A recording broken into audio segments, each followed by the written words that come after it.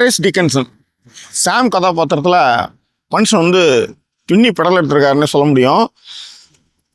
ஒரு பெரிய பொசிஷனில் இருக்கிற ஒரு பொண்ணு வந்து ஒரு லேடி நம்மளை விரும்புகிறா, நம்மளை ரசிக்கிறா அப்படின்னும் போது உடம்பு ஃபுல்லாக ஒரு பூரிப்பு இருக்கும் தெரியுமா. உடம்புல வந்து ஒரு மதப்பரப்பு வரும்.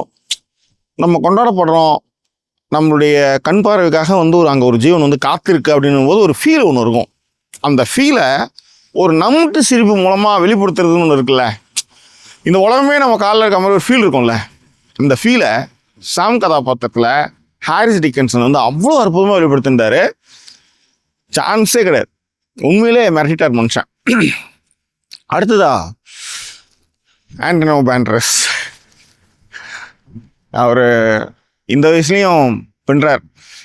இந்த வயசுலையும் பின்னும்போது நிக்கோல் கிட்மன் பண்ணும்போது ஆண்டனோ பேண்டரஸ் பின்னக்கூடாதா? இது ஒன்று.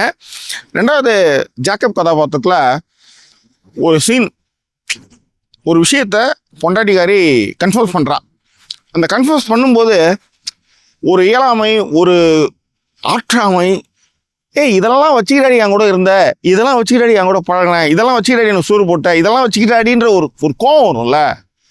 அந்த கோபத்தை ரொம்ப அற்புதமாக ஆண்டனோ பேண்டரஸ் வந்து வெளிப்படுத்தியிருந்தார். ஃபண்டாஸ்டிக்.